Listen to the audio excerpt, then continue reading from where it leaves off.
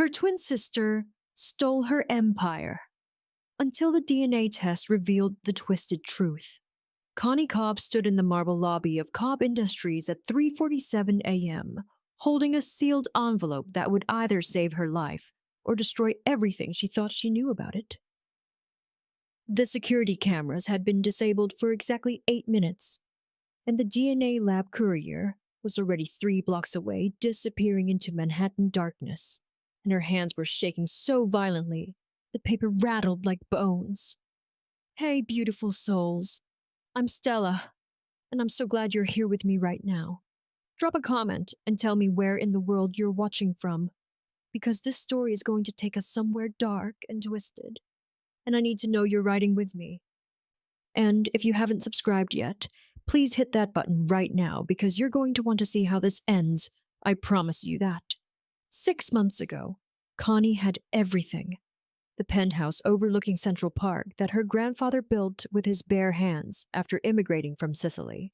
The tech empire worth $2.3 billion that bore her family name. The respect of every power player from Wall Street to Washington. And Kay, her twin sister, her mirror image, her best friend since they shared a womb. The only person in the world she trusted with everything. Then Kay started asking questions about the family trust. Innocent questions at first. Just curiosity about grandfather's will and the corporate structure, and why certain offshore accounts existed. And Connie had answered every single one, because that's what sisters do. They share everything. They protect each other. They would die for each other. 3 months ago, the board of directors received an anonymous packet containing Connie's medical records from a psychiatric hospitalization she'd had at 19 after their parents died in that car crash. Records that were supposed to be sealed forever. Records that made her look unstable and dangerous and unfit to run a company. And suddenly there was a vote of no confidence. And Kay was there in the boardroom looking so concerned and so loving and so ready to step in temporarily just until Connie got better. 2 months ago, Connie's personal assistant of 12 years quit without explanation and started working for Kay.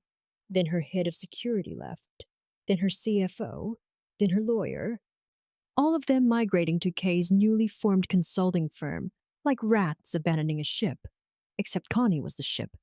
And she wasn't sinking, she was being deliberately scuttled. 1 month ago, Connie hired a private investigator named Vito Saito, who specialized in corporate espionage and family betrayals. And Vito came back with a file 3 inches thick, documenting how Kay had been systematically poisoning Connie's professional relationships for 18 months, planting evidence of erratic behavior, forging emails that made Connie look paranoid and unstable, befriending Connie's enemies and feeding them ammunition, building a perfect case for a conservatorship that would give Kay control of everything. 2 weeks ago, Connie confronted Kay in the penthouse, and Kay didn't even deny it. She just smiled that beautiful, familiar smile they'd shared since birth, and said some people are born to lead, and some people are born to follow. And Connie had always been too soft, too emotional, too weak to hold an empire. And it was time for the strong twin to take what she deserved. 1 week ago, Connie's lawyer suggested something desperate. If Kay was trying to prove Connie was mentally unfit, then maybe Connie should prove Kay was lying about something fundamental. Maybe Connie should get a DNA test to establish their biological relationship beyond doubt. Because if they were going to court over the family trust, then genetic proof of shared inheritance rights would be crucial. 3 days ago, Connie went to a private lab in New Jersey where nobody knew her face, and gave blood samples and paid in cash, and used a fake name. And the technician said results would take 72 hours, and Connie went home to the penthouse that no longer felt like hers, and waited. Tonight the courier called and said he had the results, and he would deliver them anywhere she wanted for an extra $500 cash. And Connie said bring them to Cobb Industries because she wanted to read them in her grandfather's office, in the building he built in the empire he created that Kay was trying to steal. Now Connie's thumb slid under the envelope flap, and the paper tore with a sound like skin ripping, and inside was a single page with a laboratory letterhead and 2 columns of numbers. And at the bottom in red ink were three words that made her knees buckle, and her vision blur, and her entire understanding of reality crack apart like glass. Biological relationship impossible. Connie read the words 17 times before her brain would accept them as real. Biological relationship impossible. Three words that meant Kay Fisher wasn't her twin sister, wasn't her sister at all, wasn't her blood, wasn't her family, wasn't the person who had shared every birthday, every Christmas, every milestone for 32 years. And the laboratory floor seemed to tilt beneath her feet, like the deck of a sinking ship. She called Vito Saito at 4:23 a.m., and he answered on the first ring because good private investigators never sleep. And Vito was the best.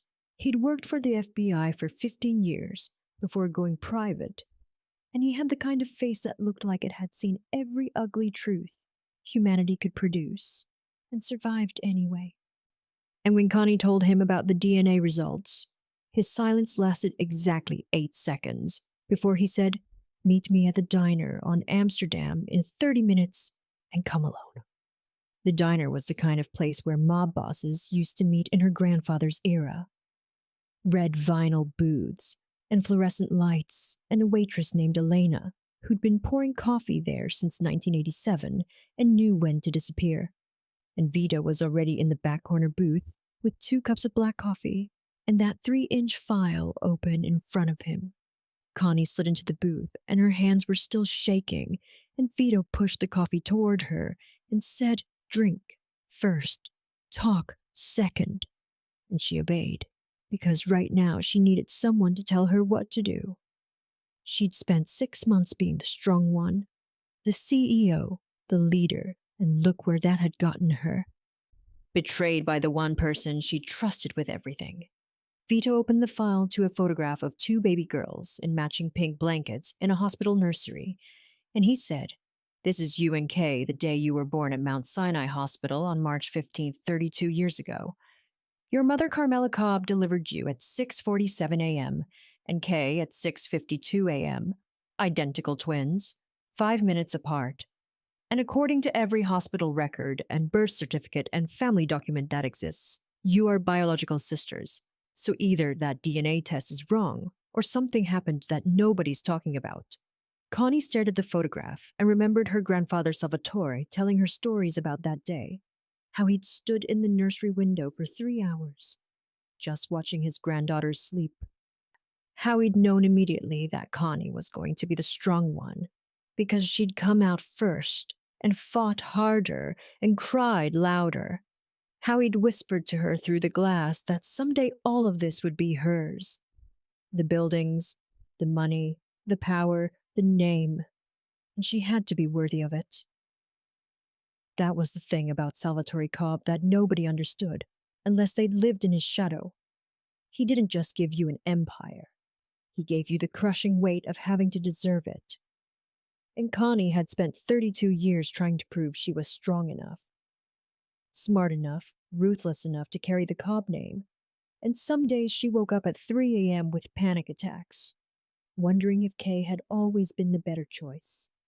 Vito pulled out another document and said, "I've been digging into Kay's background, and there's something weird. She had a therapist from age 7 to age 14, Dr. Dominic Russo, child psychologist, and the insurance claims all say treatment for adjustment disorder and behavioral issues. And when I called Dr. Russo's office pretending to be from the insurance company, his secretary said those files were sealed by court order 20 years ago."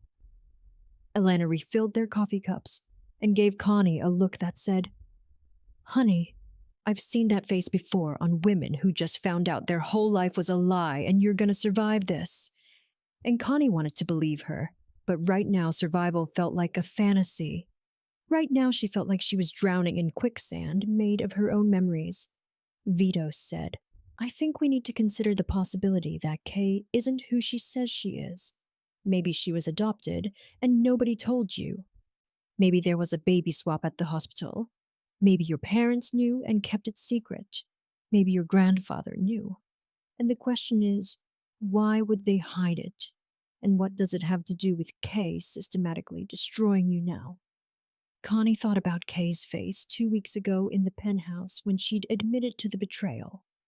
That smile that wasn't really a smile.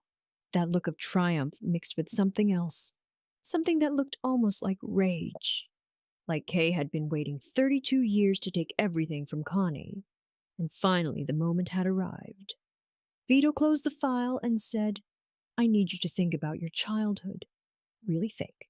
Were there any moments when Kay seemed different? Or when your parents treated her differently? Or when your grandfather showed favoritism? Anything that might explain why she hates you enough to do this. And Connie's mind went immediately to her 10th birthday party at the Plaza Hotel when Salvatore had given her a diamond necklace that had belonged to his mother and told everyone in the room that Connie was going to run the family business someday. And Kay had smiled and clapped. And later that night, Connie had found her in the bathroom crying so hard she was hyperventilating.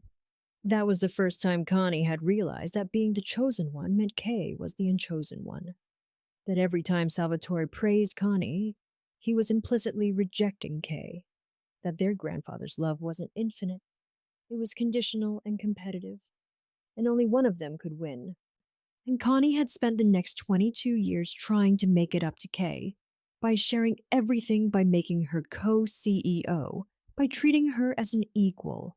And apparently all she'd done was give Kay the tools to destroy her. Connie left the diner at 5:47 a.m. with Vito's instructions burning in her brain. Get a lawyer, someone who specializes in family law and corporate fraud and trust litigation. Someone who isn't afraid of getting their hands dirty because this is going to get ugly. And she was walking to her car when her phone rang with a number she didn't recognize. And a voice she'd never heard said, Connie Cobb. You need to stop digging into your sister's past, or people are going to get hurt. The line went dead before she could respond, and her heart was hammering so hard she could feel it in her throat, and she looked around the empty street, wondering who was watching her right now. And that's when she saw him. A man in a charcoal suit, leaning against a black Mercedes 50 feet away. Tall and broad-shouldered, with dark hair, and the kind of face that looked like it had been carved from marble by someone who understood both beauty and danger. He walked toward her with the confidence of someone who owned every space he entered, and stopped exactly 3 feet away, close enough that she could smell his cologne, something expensive and understated. And he said, My name is Julian Dawson. I'm a litigation attorney, and I've been following your case for the past 72 hours, and you're in more danger than you realize. Connie's hand moved instinctively toward the pepper spray in her purse, and Julian held up both hands in a gesture of peace and said, I'm not the one who just threatened you on the phone. I'm the one who's been trying to keep you alive. And before you ask how I know about any of this, let me show you something. He pulled out his phone and showed her a photograph of Kay meeting with 3 men in suits outside a courthouse in Newark 2 days ago. And Julian said the man on the left is Vincent Caruso. He's a judge who's been on the Cobb family payroll for 15 years. The man in the middle is Robert Shaw. He's a forensic accountant who specializes in making money disappear. And the man on the right is Thomas Crown. He's a conservatorship attorney who's filed paperwork to have you declared mentally incompetent. And they're planning to execute it in 48 hours. Connie felt the sidewalk tilt beneath her feet again, and Julian's hand shot out to steady her elbow, and the touch sent an electric shock up her arm that had nothing to do with fear, and everything to do with the way his dark eyes were looking at her, like she was something precious that needed protecting. And she pulled away because she couldn't afford to be attracted to anyone right now, especially not a stranger who appeared out of nowhere claiming to be her savior. Julian said, I know you have no reason to trust me, but I need you to listen. 3 months ago, my firm was approached by an anonymous client who wanted us to investigate irregularities in the Cobb family trust. We declined because we don't take anonymous clients, but I kept the file because something about it bothered me. And 2 weeks ago, I saw your face on the news when the board voted no confidence, and I realized you were the target. He pulled out a manila folder from his car and handed it to her and said, "This is everything I've found. Hospital records from the day you and Kay were born, adoption papers that were filed and then sealed, therapy records from Dr. Dominic Russo that someone paid $50,000 to keep buried, and a birth certificate for a girl named Catherine Fisher, who was born 3 days before you at a hospital in Brooklyn, to a woman named Maria Fisher, who died in childbirth." Connie opened the folder with shaking hands and stared at the birth certificate. Catherine Fisher, born March 12th at Kings County Hospital. Mother Maria Fisher, deceased. Father unknown.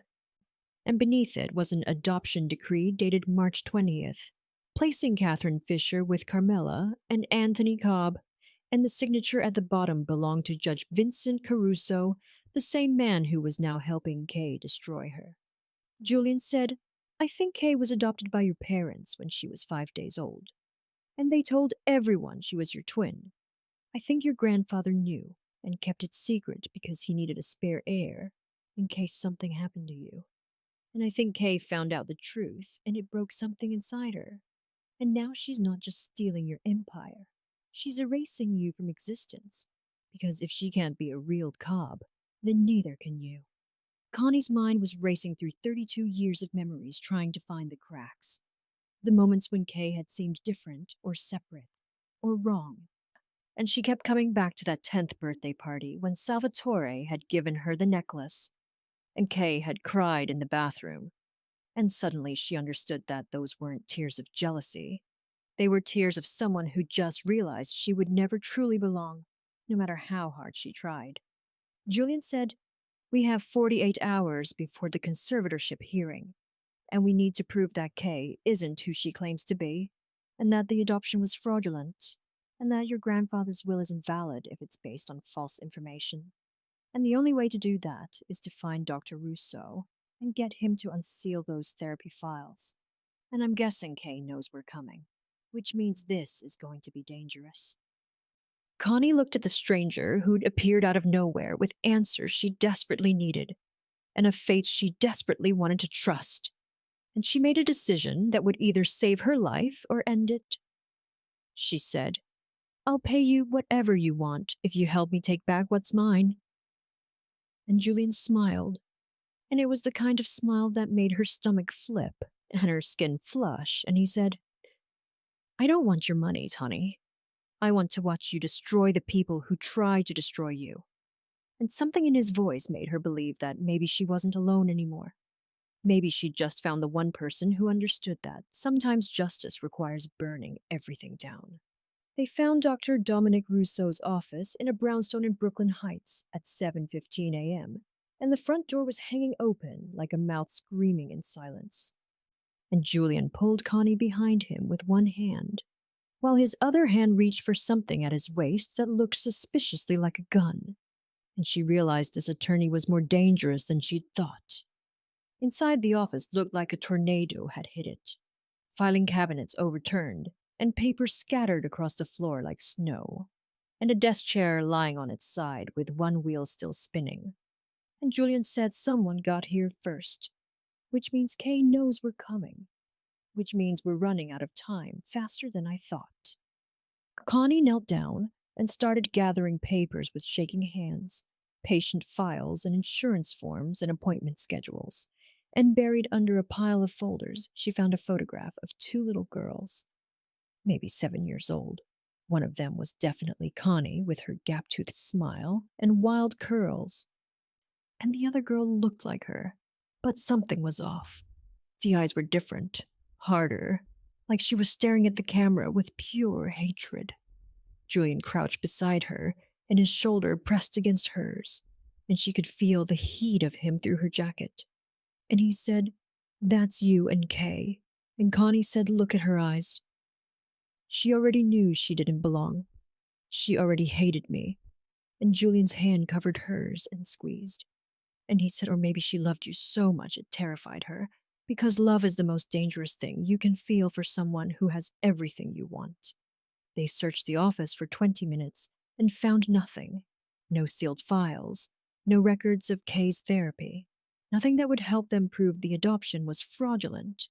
And Connie felt hope draining out of her like blood from a wound. And then Julian's phone rang, and it was Vito, and his voice sounded wrong, tight, and scared. And he said, "You need to get out of there right now. Dr. Russo died 3 years ago in a car accident, and whoever you're looking for isn't him." Julian grabbed Connie's hand and pulled her toward the door, and they were halfway down the stairs when a man appeared at the bottom. Mid-50s with silver hair, an expensive suit, and the kind of smile that made Connie's skin crawl.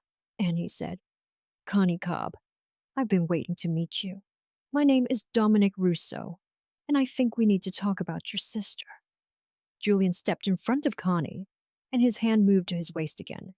And Dominic held up both hands and said, "I'm not here to hurt anyone. I'm here to help. The man who died 3 years ago was my father. He was Dr. Dominic Russo, the child psychologist. I'm Dominic Russo, the corporate attorney, and I have information about Kay that's going to change everything you think you know." They followed him to a coffee shop 3 blocks away because Julian insisted on a public place with witnesses, and Dominic ordered 3 espressos and pulled out a flash drive and said my father kept digital backups of all his patient files, encrypted and password protected. When he died, I inherited his practice and his secrets. And 6 months ago, someone offered me $2 million for Kay Fisher's therapy records, and I said no because my father taught me that some things are more valuable than money. Connie leaned forward, and her knee touched Julian's under the table, and neither of them moved away. And she said, "Why are you helping me now?" And Dominic said, "Because 3 days ago, that same someone sent 2 men to my apartment to persuade me more aggressively. And I don't respond well to threats. And also because I read my father's notes about Kay, and what your parents did to her was criminal, and what she's doing to you now is justice in her mind even if it's wrong." He slid the flash drive across the table and said, "The password is your grandfather's birthday, and inside you'll find session notes from Kay's therapy between ages 7 and 14. And I'll warn you now, it's going to break your heart, but it's also going to give you the ammunition you need to stop her." Julian pocketed the flash drive and said, "What's the catch?" And Dominic smiled and said, "No catch. I just want a front row seat when you take down Judge Caruso, because he's been dirty for 20 years, and it's about time someone burned his career to the ground." They left the coffee shop at 9:30 a.m., and Connie's phone exploded with 17 missed calls from her assistant, and 12 text messages, and 1 voicemail from Kay's lawyer saying the conservatorship hearing had been moved up to tomorrow morning at 10 a.m., which meant they now had 24 hours instead of 48.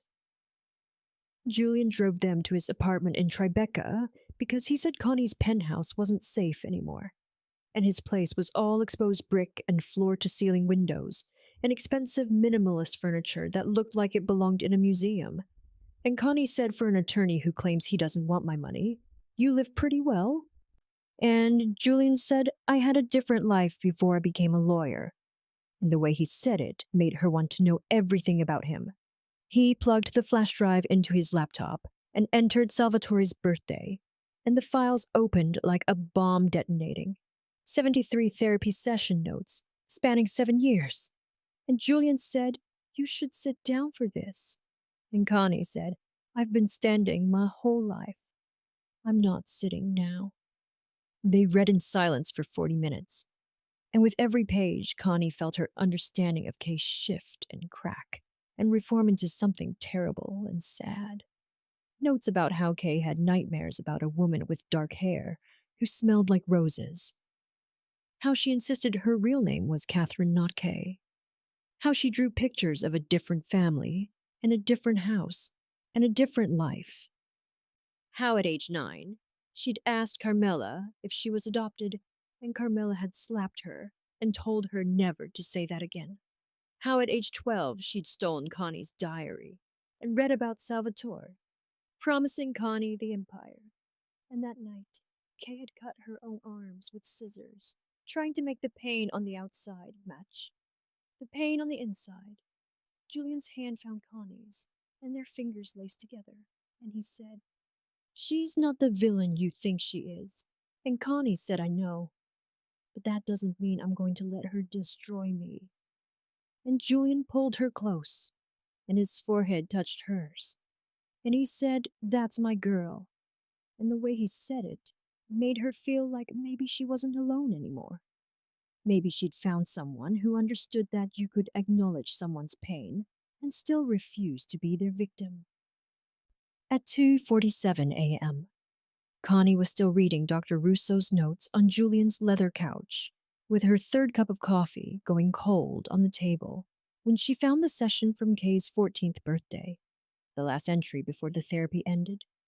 And the words made her blood turn to ice. Patient states. She overheard Grandmother Lucia arguing with Mother Carmela. Grandmother said, "You should have told them the truth from the beginning. You're the one who couldn't have children. You're the one who adopted the Fisher baby. Kay is Salvatore's blood, and Connie isn't. And now you've raised them backwards, and it's going to destroy this family." Connie read it 7 times, and each time the words rearranged themselves into a truth so massive it collapsed her entire understanding of reality. She wasn't Salvatore's granddaughter. She was the adopted one. She was the Fisher baby. Kay was the real Cobb, and everything Connie had believed about herself for 32 years was a lie built on top of a lie, built on top of a secret that had poisoned 3 generations. Julian came out of his bedroom in sweatpants and no shirt, and found her sitting in the dark with tears streaming down her face. And he didn't ask questions. He just pulled her into his arms and let her break apart against his chest. And she sobbed so hard she couldn't breathe. Great, gasping, ugly cries that came from a place deeper than grief. From the place where your identity lives and hers had just been murdered. Julian held her for 20 minutes until the crying stopped. And then he tilted her face up and wiped her tears with his thumbs and said, "Tell me." And she showed him the notes and watched his face change as he read. Watched him understand what this meant. And he said, "Jesus Christ, Connie." And she said, "I'm not Connie Cobb. I'm Catherine Fisher. I'm the baby whose mother died in childbirth. I'm the one who doesn't belong." And Julian said, "You're Connie Cobb, because that's who you've been for 32 years, and no piece of paper changes that." She pulled away from him and started pacing. Because she couldn't sit still, her entire body felt like it was vibrating at a frequency that would shatter glass. And she said, "Don't you understand? Kay isn't stealing my empire. She's taking back what was always hers. Salvatore left everything to me because he thought I was his blood. And I'm not. The will is invalid. The trust is invalid. Everything I've built is built on fraud."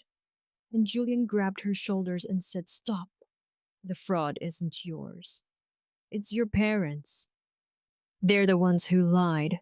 They're the ones who switched you, and you are not responsible for their sins." Connie looked at him and saw something in his dark eyes that looked like pain, like he understood betrayal on a level that went deeper than professional interest. And she said, "Why are you really helping me, Julian? What aren't you telling me?" And he was quiet for so long she thought he wouldn't answer. And then he said, 3 years ago, I was engaged to a woman named Catherine. We were planning a wedding. I'd bought a ring. I thought I knew her. And 2 weeks before the wedding, I found out she'd been lying about everything. Her name wasn't Catherine. It was Clara. She wasn't an art dealer. She was a con artist. She targeted me because I came from money. And the worst part was I'd told her things I'd never told anyone. I'd given her pieces of myself I couldn't get back. And when she disappeared, she took $2 million and my ability to trust anyone. Connie felt something crack open in her chest, and she reached for him, and their mouths crashed together with the desperation of 2 people who'd been drowning and finally found air. And Julian lifted her, and she wrapped her legs around his waist, and he carried her to his bedroom, and they fell onto his bed in a tangle of need and fury and grief. And when he pulled her shirt over her head and saw the vulnerability in her eyes, he stopped and said, "Are you sure?" And she said, "I've never been sure of anything in my life, except this moment right now with you." They made love, like they were trying to erase their pasts, like they could rewrite their stories through touch. And afterward, they lay tangled together in his sheets, and Connie traced a scar on his ribs and said, "What's this from?" And Julian said, "A different life." And she said, "Tell me." And he said, "I was FBI for 6 years. Undercover organized crime. I got made and took a bullet and decided I was done dying for other people's justice. And that's when I became a lawyer." And Connie said, "So you know how to fight dirty." And Julian said, "I invented dirty." At 4:15 a.m., Julian's laptop pinged with an email, and he checked it and his face went white. And he showed Connie the screen. It was from an encrypted account, and the subject line said, "The truth about your client." And inside was a video file. And when Julian opened it, they saw Salvatore Cobb sitting in his study 6 months before he died, looking directly at the camera. And his voice was weak but clear. When he said, "If you're watching this, it means I'm dead, and my coward daughters haven't told the truth. So I'm telling it now. Carmela couldn't have children. We adopted Catherine Fisher when she was 5 days old and told everyone she was our granddaughter. 3 years later, Anthony had an affair with Maria Fisher, and she got pregnant with Kay. And when Maria died in childbirth, we took Kay too and told everyone they were twins. I knew the truth. I always knew. And I left everything to Catherine because she was mine first. Because I chose her. Because blood doesn't make family, choice does. And if Kay is trying to take the empire from Catherine, then she's not the granddaughter I thought she was. And she doesn't deserve the Cobb name." The video ended, and Connie and Julian stared at each other in the blue light of the laptop screen. And Julian said he knew. Your grandfather knew the whole time, and he chose you anyway. And Connie felt something shift inside her, not healing exactly, but the beginning of understanding that maybe she wasn't the fraud. Maybe she was exactly who Salvatore had wanted her to be. And Julian said, "This video changes everything.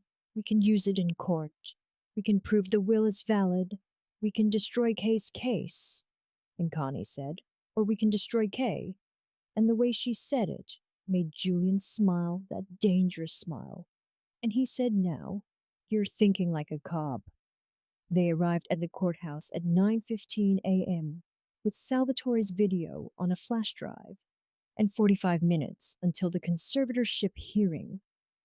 And Julian was wearing a suit that cost more than most people's cars, and Connie was wearing armor disguised as a Dior dress, and they both knew this was the moment that would either save her or destroy her.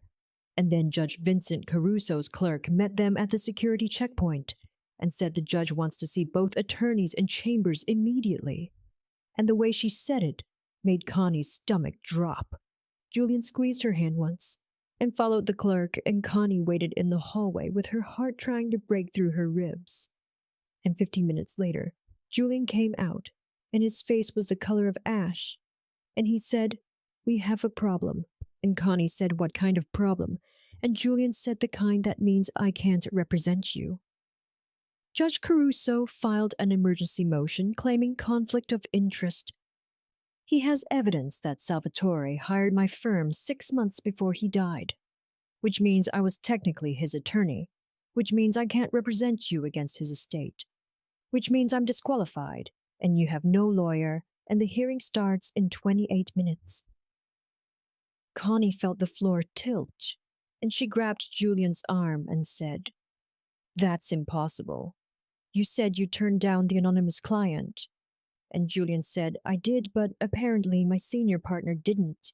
He took the case without telling me. He met with Salvatore twice. He billed $18,000, and now Caruso is using it to disqualify me. And the worst part is it's completely legal, and there's nothing I can do." Connie looked at him and saw something in his eyes that looked like guilt. Like maybe he'd known this was possible and hadn't told her. And she said, "Did you know?" And Julian said, "No, I swear I didn't know." And she said, "But you suspected." And the silence that followed was answer enough. And Connie pulled her hand away and said, "You let me fall in love with you, knowing this could happen." And Julian said, "I fell in love with you too. That's why I didn't want to believe it." And Connie said, "Well, congratulations, Julian. You're just like Catherine. You made me trust you, and then you destroyed me." She walked away before he could respond, because if she stayed, she would break, and she couldn't afford to break. Not here, not now, not with Kay watching from somewhere in this building, with that smile that said, "I told you you'd lose everything." And Connie found a bathroom and locked herself in a stall and let herself shake for exactly 90 seconds, because that's all the weakness she could afford.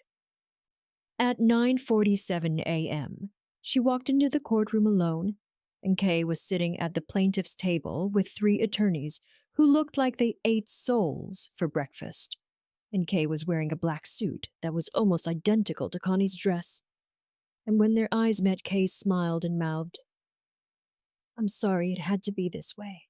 And Connie wanted to scream that Kay wasn't sorry. Kay had orchestrated every moment of this. Kay had probably known about Julian's conflict of interest before Connie did. Kay had turned Connie's only weapon into her greatest vulnerability. Judge Caruso entered at 9:58 a.m., and he looked at Connie standing alone at the defendant's table and said, "Mrs. Cobb, where is your legal representation?"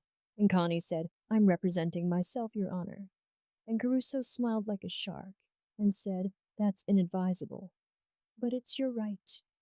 And then Kay's lead attorney stood up and said, "Your Honor, we'd like to enter new evidence into the record." And he pulled out a folder and said, "We have medical records proving that Catherine Fisher died of complications from premature birth at Kings County Hospital on March 15th, 3 days after she was born, which means the woman calling herself Connie Cobb cannot be Catherine Fisher, which means her entire identity is fraudulent, which means Salvatore Cobb's will leaving everything to Catherine Fisher is invalid because Catherine Fisher doesn't exist." Connie felt her lungs stop working, and she looked at the medical records and saw the death certificate. Catherine Fisher died March 15th. Cause of death respiratory failure. And beneath it was a photograph of a tiny baby in an incubator with tubes coming out of her nose and mouth. And the baby's wristband said Fisher. And Connie understood with horrible clarity that Kay had found the real Catherine Fisher's death certificate and was using it to prove that Connie was someone else entirely, some other adopted baby, some nameless orphan that Carmela had taken in and given a dead baby's identity. "Judge Caruso," said Miss Cobb, "do you have any evidence to refute this claim?" And Connie opened her mouth, but nothing came out because what could she say? She didn't know who she was anymore. She didn't know where she came from.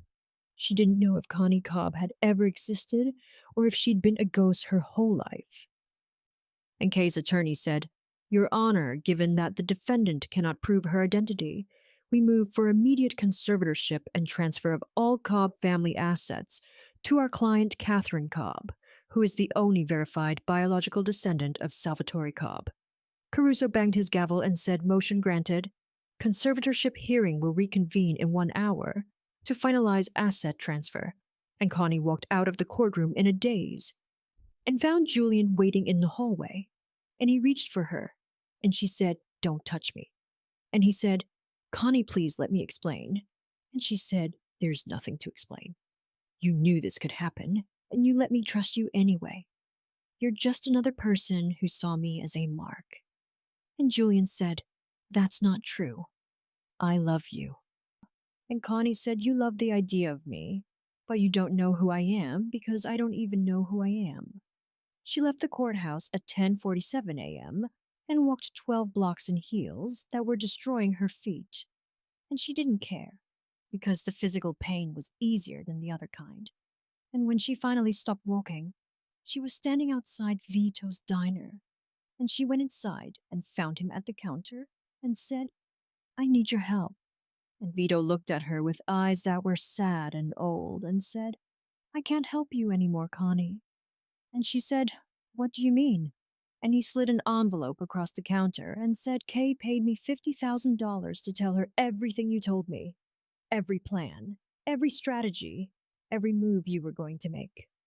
And I took it, because my daughter needs surgery, and I'm 73 years old, and I don't have the luxury of loyalty anymore. Connie picked up the envelope, and inside was a check for $50,000 made out to Vito Castellano and signed by Kay Cobb. And she looked at this man who'd been her grandfather's friend for 40 years and said, "You sold me out." And Vito said, "I'm sorry, but you were always going to lose. Kay's been planning this for 20 years, and you've been planning it for 3 days, and the house always wins." Connie walked out of the diner into the cold November afternoon and realized she had nowhere to go.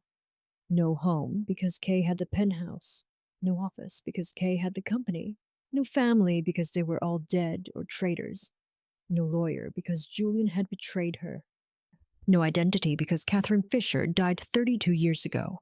And for the first time in her life, Connie Cobb understood what it meant to have absolutely nothing. Connie sat on a bench in Washington Square Park for 2 hours watching pigeons fight over a pretzel and thinking about how her entire life had been a performance of someone else's script. And at 1:23 p.m. her phone rang and she almost didn't answer. But the number was from Kings County Hospital, and a woman's voice said, "Miss Cobb, this is Helen Martinez from Medical Records. I heard about your court case on the news, and I think you should know that someone requested Catherine Fisher's death certificate 3 months ago. And when I pulled the file, I noticed something strange. The baby who died was Catherine Ann Fisher, born to Maria Fisher. But the adoption records from the same week show a different baby, Catherine Rose Fisher, born to Maria Fisher 2 days earlier at a different hospital. And I think someone might have mixed up the records. Or maybe your parents adopted you before the other baby died, and no one corrected the paperwork." Connie's heart started beating so hard she could hear it in her ears.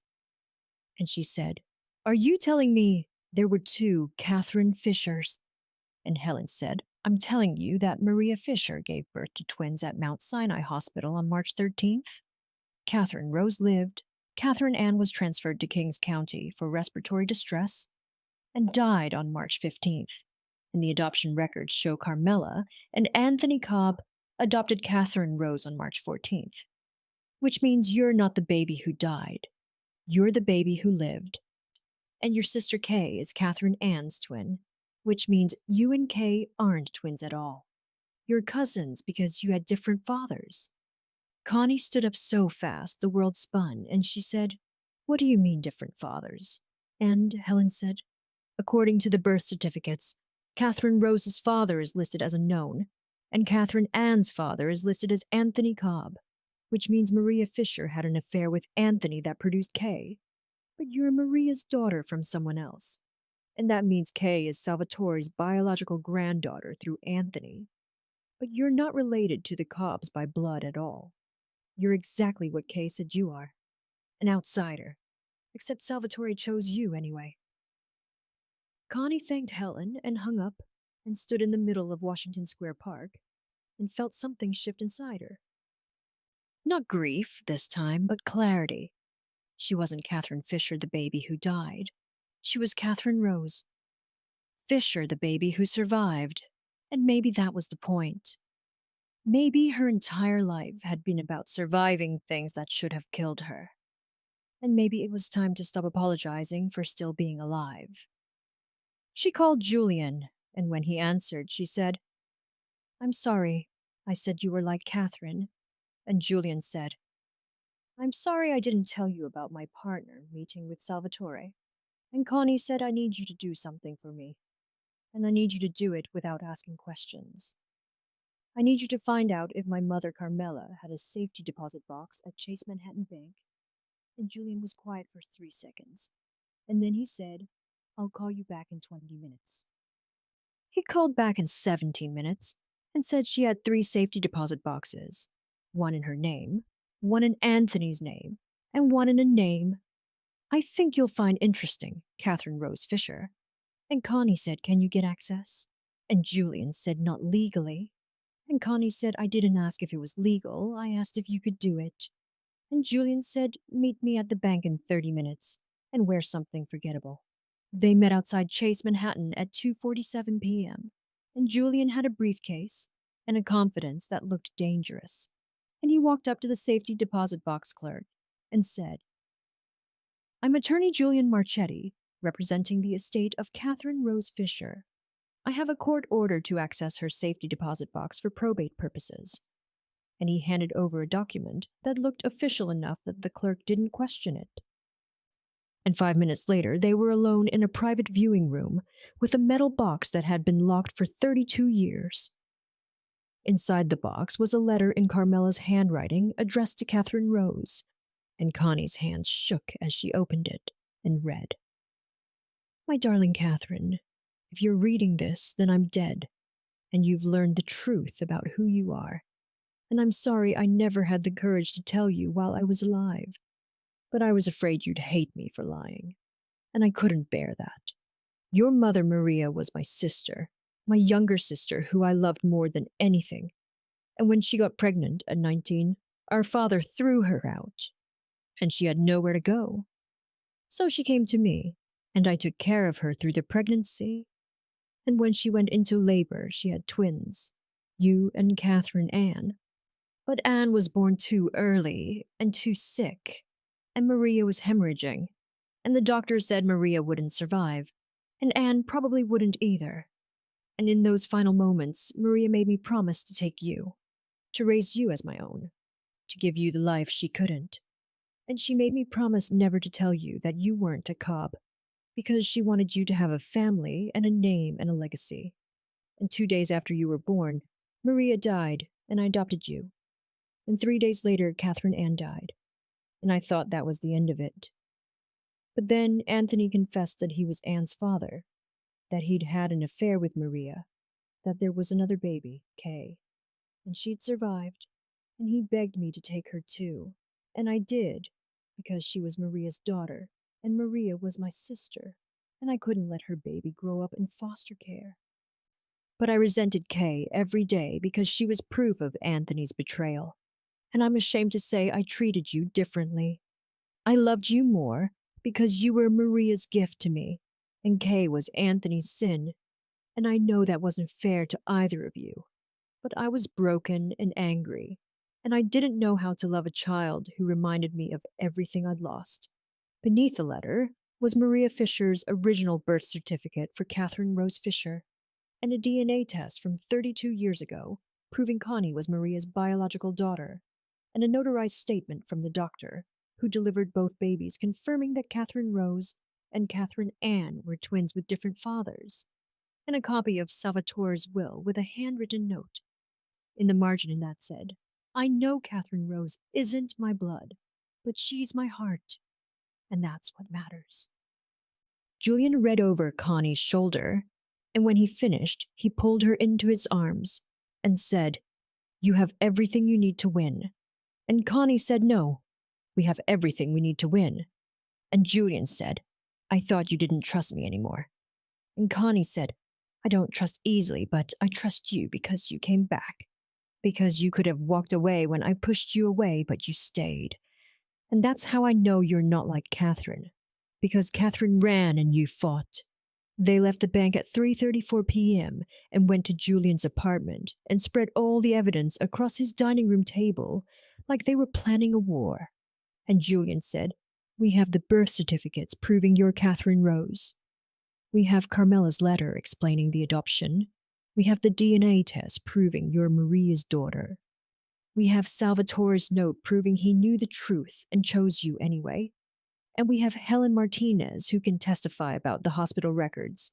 And Connie said, and we have Salvatore's video saying blood doesn't make family choice does. And Julian said the hearing reconvenes at 5 p.m., which gives us 73 minutes to get this evidence admitted and destroy Kay's case. Connie looked at him and said, What if it's not enough? What if Caruso throws it out? What if Kay has something else we don't know about? And Julian cupped her face in his hands and said, Then we fight dirty. We use every weapon we have. We burn it all down if we have to, because I'm not letting you lose everything when you've already lost so much." And Connie kissed him hard and desperate and said, "I love you." And Julian said, "I love you too, and I'm going to prove it by helping you destroy your sister." At 4:47 p.m., they walked back into the courthouse, and Kay was waiting in the hallway. And when she saw them together, her face went white. And Connie walked right up to her and said, "I know the truth about Maria Fisher. I know about the twins. I know you're Catherine Ann's sister, not mine. I know you're Antony's daughter, and I'm not. And I know that Salvatore knew all of it, and he still chose me. And Kay said that doesn't change anything. You're still not a Cobb." And Connie smiled and said, "You're right. I'm not a Cobb. I'm Catherine Rose Fisher, and I'm Maria's daughter, and I'm the one Salvatore loved enough to give his empire to. And that's something you'll never have no matter how many court cases you win." They walked into the courtroom at 4:58 p.m., and Judge Caruso looked surprised to see Connie with a lawyer and a briefcase full of evidence. And Julian stood up and said, "Your Honor, I'm re-entering this case as Ms. Fisher's attorney. The conflict of interest has been resolved, and I have new evidence that will prove beyond any doubt that my client is exactly who Salvatore Cobb intended to inherit his estate." And Caruso said, "Proceed." And Julian said, "Your Honor, I'd like to call Helen Martinez from Kings County Hospital medical records to the stand." Helen Martinez took the stand at 5:03 p.m., and she looked like someone who'd been carrying a secret for too long and was finally ready to put it down. And Julian said, "Ms. Martinez, can you explain what you discovered in the hospital records regarding Catherine Fisher?" And Helen said there were two babies born to Maria Fisher in March of 1993, Catherine Rose born at Mount Sinai Hospital on March 13th at 6:47 a.m. father unknown, and Catherine Ann born at Mount Sinai at 6:52 a.m. father listed as Anthony Cobb. Catherine Ann was transferred to Kings County Hospital for respiratory distress and died on March 15th. Catherine Rose was adopted by Carmela and Anthony Cobb on March 14th. And that baby is the woman sitting at the defendant's table. Kay's attorney jumped up and said, "Your Honor, this is hearsay." And Julian said, "It's not hearsay, it's hospital records, and I have certified copies." And he handed a stack of documents to Judge Caruso, who read them with eyebrows that kept climbing higher. And Caruso said, "Miss Cobb, do you have any evidence to refute this?" And Kay's attorney whispered something to Kay, and Kay shook her head, and her face was the color of old paper. Julian said, "Your Honor, I'd also like to enter into evidence this letter written by Carmela Cobb to her adopted daughter, Catherine Rose, explaining that Maria Fisher was her sister and that Maria gave birth to twins with different fathers, and made Carmela promise to raise Catherine Rose as her own." And he handed the letter to Caruso, who read it in silence. And when he finished, his face had changed, and he said, "This is quite extraordinary." And Julian said, "Your Honor, with the court's permission, I'd like to play the video we attempted to enter this morning. Salvatore Cobb's final testimony recorded 6 months before his death." And Caruso said permission granted. The courtroom lights dimmed, and Salvatore's face filled the screen, and his voice filled the room. And he said, "I knew the truth. I always knew. Carmela couldn't have children. So we adopted Catherine Rose when she was 5 days old. 3 years later, Anthony had an affair with Maria, and she got pregnant with Kay. And when Maria died in childbirth, we took Kay too. I knew Catherine Rose wasn't my blood, but I loved her like she was. I chose her, and blood doesn't make family choice does. And if Kay is trying to take the empire from Catherine, then she doesn't deserve the Cobb name." The video ended, and the courtroom was silent except for someone crying in the back row. And Julian said, "Your Honor, the evidence is clear. My client is Catherine Rose Fisher. She was legally adopted by the Cobbs. She was raised as Salvatore's granddaughter. And Salvatore knew her true identity and chose to leave her his entire estate. The will is valid, and Kay Cobb's claim is without merit. Kay's attorney stood up and his voice was shaking when he said, "Your Honor, we have evidence that Salvatore Cobb executed a codicil to his will 3 weeks before he died, leaving 50% of the estate to Kay Cobb." And he handed a document to Caruso, and Julian's face went white, because this was the nuclear option, the thing they hadn't prepared for. And Caruso examined the codicil and said this appears to be properly executed with the witnesses and notarization. Mr. Marchetti, do you have any response? Julian stood there for 3 seconds that felt like 3 years, and Connie could see him calculating odds and angles, and she knew they were losing. And then a voice from the back of the courtroom said that a codicil is a forgery, and I can prove it. And everyone turned to see Lucia Cobb standing in the gallery, and Lucia walked down the aisle like she was walking through fire and said, "Your Honor, I'm Salvatore's sister. I was with him every day for the last year of his life, and he never executed any codicil, and 3 weeks before he died, he couldn't even hold a pen because the cancer had spread to his hands. And I know because I had to feed him and dress him and help him to the bathroom." Kay's attorney said, "Your Honor, this woman is biased." And Lucia said, "I'm biased toward the truth. And the truth is that Kay came to me 6 months ago and asked me to help her contest the will, and I said no because Salvatore made his choice. And then she offered me $2 million to testify that Salvatore was confused when he made his will. And I said no again. And then she showed me that codicil and asked me to authenticate it. And I knew it was fake, because I watched Salvatore sign his real will, and that signature looked nothing like his. But I didn't say anything because I was afraid of what Kay would do." Caruso said, "Mrs. Cobb, are you testifying that your niece forged a legal document?" And Lucia said, "I'm testifying that Kay has been planning this for years. That she hired a handwriting expert to forge Salvatore's signature, that she bribed the notary to backdate the document, and that she threatened to destroy anyone who got in her way, including me.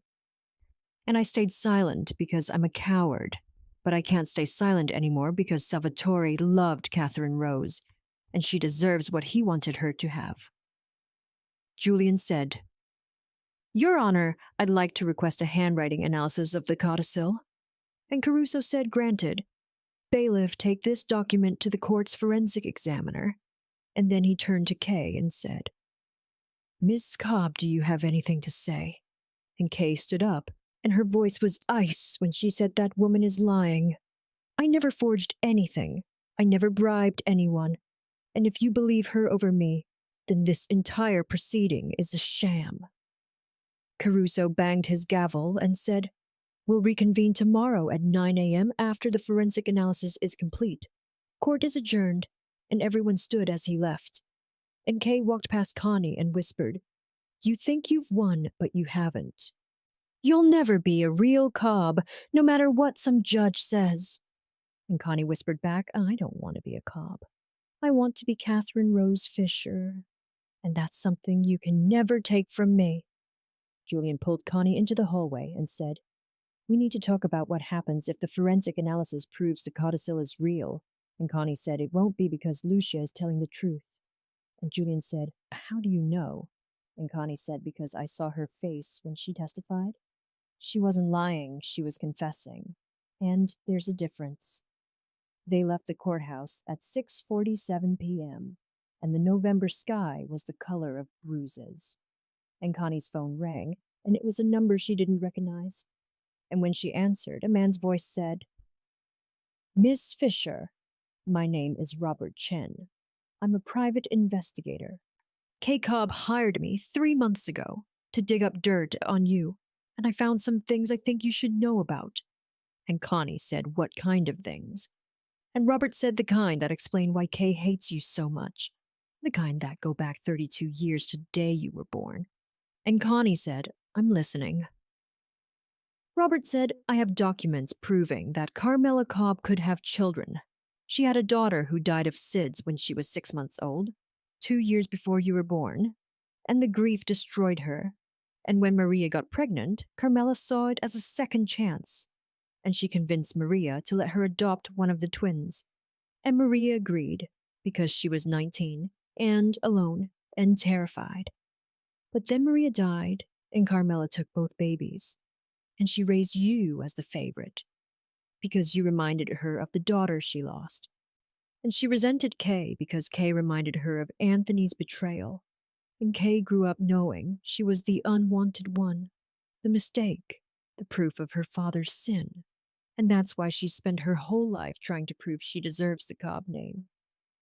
Connie felt something crack open in her chest, and she said, "Where is Kay now?" And Robert said, "I don't know, but I think you should find her before she does something desperate." And Connie hung up and looked at Julian and said, "We need to find Kay." And Julian said, "Why?" And Connie said, "Because she's not the villain, she's the victim. And if we don't stop her, she's going to destroy herself trying to destroy me." They found Kay at 8:34 p.m., standing on the roof of the Cobb Industries building, looking out at the city lights, like she was trying to memorize them. And Connie walked up slowly and said, "Kay, please come away from the edge." And Kay laughed, and it sounded like breaking glass. And she said, "Why do you care? You won. You get everything." And Connie said, "I don't want everything. I want my sister." And Kay turned around, and her face was wet with tears. And she said, "I'm not your sister. I'm your cousin, and I'm the one nobody wanted." And Connie said, "That's not true. Salvatore wanted you. He raised you. He loved you." And Kay said he loved you more. "He always loved you more." And Connie said, "Maybe he did, but that doesn't mean you're not worthy of love." And Kay said, "Easy for you to say you're the chosen one." And Connie said, "I'm the adopted one. I'm the outsider. I'm the girl who spent her whole life trying to earn a place in a family that wasn't hers. And you and I are more alike than you want to admit." Kay stepped back from the edge and said, "What do you want from me?" And Connie said, "I want you to stop fighting me. I want you to accept that Salvatore made his choice. And I want you to know that there's room for both of us in this family if you're willing to try." And Kay said, "I forged that codicil. Lucia was telling the truth. I hired someone to copy grandfather's signature, and I bribed the notary. And I was willing to commit fraud to take what I thought should be mine." And Connie said, "I know." And Kay said, "So, what happens now?" And Connie said, "Now you withdraw your claim.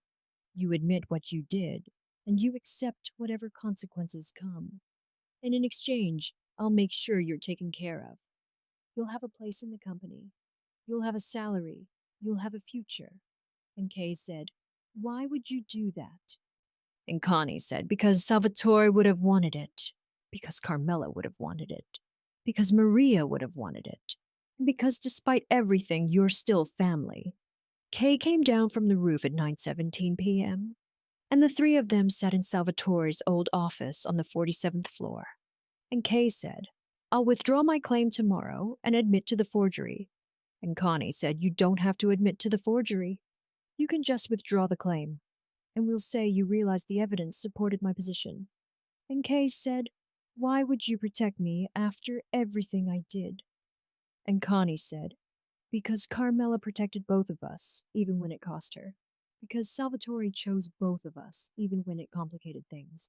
Because Maria loved both of us before we even took our first breaths. And because I'm tired of this family destroying itself over money and pride and old wounds." Julian said if Kay withdraws the claim, the conservatorship dissolves automatically, and you regain control of all assets. And Kay said, "What about the company?" And Connie said, "You'll be executive vice president with a 20% stake and full operational authority over the European division." And Kay said, "That's more than I deserve." And Connie said, "It's exactly what you deserve. You're brilliant and ruthless, and you understand this business better than anyone. And the only reason you tried to take it from me is because you thought it was the only way to prove you belonged. But you already belong, Kay. You always did." They left the office at 10:03 p.m. and rode the elevator down in silence. And when they reached the lobby, Kay turned to Connie and said, "I'm sorry." And Connie said, "I know." And Kay said, I don't know if I can ever forgive myself. And Connie said, then spend the rest of your life earning it. And Kay nodded and walked out into the November night. And Julian pulled Connie close and said, you just gave your enemy a second chance. And Connie said, she's not my enemy, she's my family. And Julian said, you're either the smartest person I've ever met or the most naive. And Connie said, maybe I'm both. The forensic analysis came back at 9:47 a.m. the next morning confirming the codicil was forged. And Kay appeared in court at 10:08 a.m. and withdrew her claim with a statement saying she'd been mistaken about the validity of certain documents, and she accepted that Salvatore's original will reflected his true wishes. And Judge Caruso dismissed the case with prejudice and ruled that Catherine Rose Fisher was the sole heir to the Cobb estate. And when the gavel came down, Connie felt something she hadn't felt in months: peace. She walked out of the courthouse at 10:34 a.m., and the press was waiting with cameras and questions. And she said, my name is Catherine Rose Fisher. I was adopted by Carmela and Anthony Cobb when I was 5 days old. I was raised by Salvatore Cobb as his granddaughter, and he chose to leave me his empire, not because of blood, but because of love. And I intend to honor that choice by building something that makes him proud. Julian drove her to Vito's diner at 11:15 a.m., and Vito was behind the counter, looking older than he had 3 days ago. And when he saw Connie, he started to apologize, but she held up her hand and said, I understand why you did it.